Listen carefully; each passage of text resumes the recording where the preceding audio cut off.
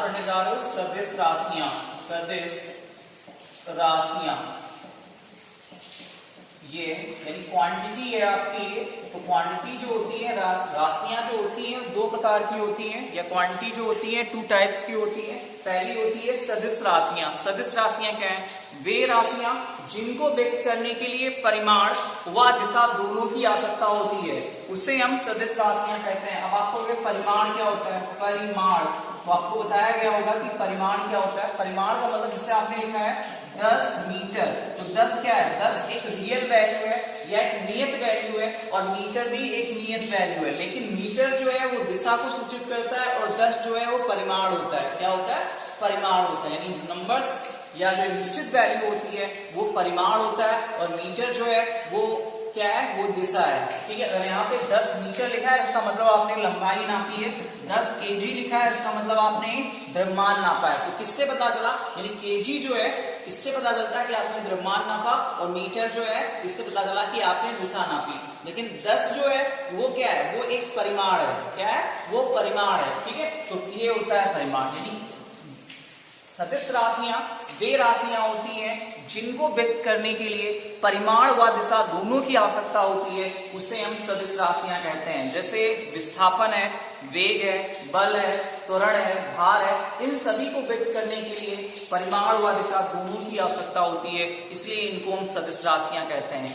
जैसे आप घर से स्कूल या यहाँ कहा जाए आप 10 किलोमीटर दूर चले जाइए, और आपको ये ना बताया जाए कि आप किस दिशा में जाएं। जैसे आपसे कहा जाए कि 10 किलोमीटर पश्चिम में चले जाएं, आपको पता हो गया कि हमें पश्चिम में जाना है, तो इसका मतलब वो क्या है? वो क्वांटिटी जो दी गई है, वो राशि जो दी गई है, वो एक सदिश राशि बताई गई। और आपसे अगर ये कहा जाए कि 10 किलोमीटर चले जाइए, तो आप ये नहीं समझ पाओगे कि किधर जाएं, कौन सी दिशा पकड़ के जाएं 10 किलोमीटर, तो वो अदिश राशि है। ठीक है, नंबर सेकंड पे आता है अदिश राशियां। क्या आता है? नंबर सेकंड जो होता है वो अदिश राशियां। अदिश राशियां, अदिश राशियां क्या होती हैं?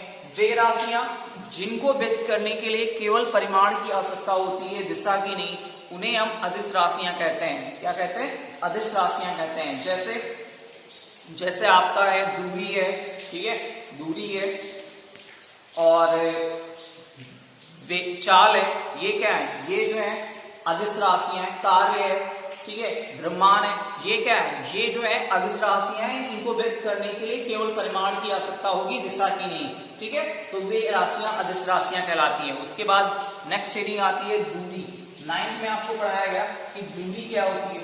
देखिए, दूरी का मतलब होता है, दूरी किसी वस्तु द्वारा तय की गए कुल पथ को, किसी वस्तु द्वारा तय किए गए कुल पथ को दूरी कहते हैं। जैसे आप कहीं पे भी गए, ठीक है, आपने घर से किधर भी जाते हो, घूमते फिरते जाते हो, तो वो दूरी होती है। क्या होती है? दूरी। जैसे मान लीजिए आप ये ऐसे रास्ते पे आप जा रहे हो, तो ये क्या? आपने दूरी तय कर रहे हो। क्या कर रहे हो? दूरी तय कर रहे हो, विस्थापन नहीं। यानी किसी वस्तु द्वारा तय किए गए कुल पथ को हम दूरी कहते हैं, विस्थापन नहीं कहते। ठीक है, इसका मात्रक मीटर होता है। ठीक है, ज्यादा बताने की जरूरत है नहीं क्योंकि आपने 9th में पढ़ा है। उसके बाद नेक्स्ट रीडिंग आती है विस्थापन। विस्थापन क्या होता है? नेक्स्ट हेडिंग है विस्थापन, डिस्प्लेसमेंट। तो विस्थापन क्या है?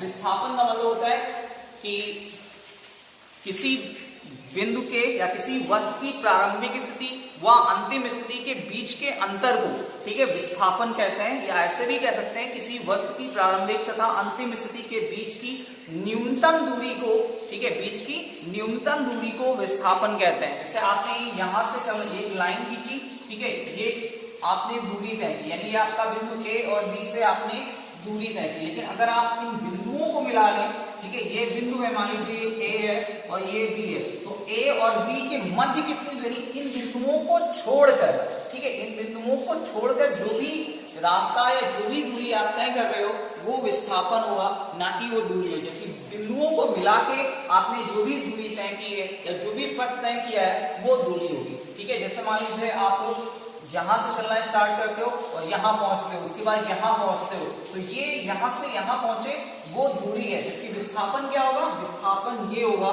ठीक है, आपने यहाँ ए बी और सी। तो आप ए से बी पहुंचे, बी से सी पहुंचे, तो आपने ए से सी तक पहुंच रहे हो, ए से बी, बी से सी, तो वो दूरी है। जबकि आपने ए से सी डायरेक्ट सी पे पहुंच गए, तो वो क्या है, वो है विस्थापन। समझ में बात आई कुछ? ठीक है। इसका मात्रक जो होगा वो भी मीटर होता है, ठीक है, दूरी का भी मात्रक मीटर होता है और विस्थापन का भी मात्रक मीटर होता है। जबकि विस्थापन जो है वो एक सदिश राशि है और दूरी क्या है, वो एक अदिश राशि है। उसके बाद होता है वेग। चलिए वेग पढ़ते हैं, क्या होता है वेग। किसी वस्तु द्वारा एकांक समय में तय किए गए कुल विस्थापन को हम वेग कहते हैं। क्या कहते हैं? वेग। वेग को v से लिखते हैं, विस्थापन को s से लिखते हैं और समय को t से लिखते हैं। v बराबर s अपान t होता है। किसी वस्तु द्वारा एकांक समय में तय किए गए कुल विस्थापन को वेग कहते हैं। क्या कहते हैं? वेग कहते हैं। या इसको ऐसा लिख सकते हैं, v बराबर delta s upon delta t।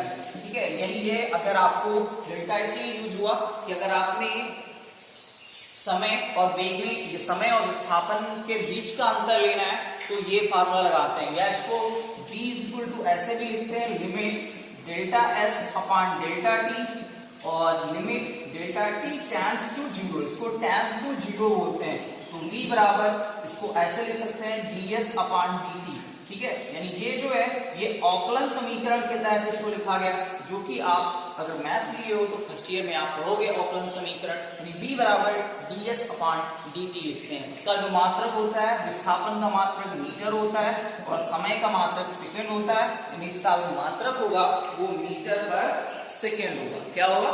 Metre पर सेकंड होगा। ठीक है, समझ में आया? ठीक है। उसके बाद चाल क्या होती है? चलिए चाल पढ़ाते हैं आपको। चाल किसी वस्तु द्वारा एकांक समय में तय की गई कुल दूरी को हम चाल कहते हैं। क्या कहते हैं? चाल कहते हैं। इसका भी मात्रक मीटर पर सेकंड होता है।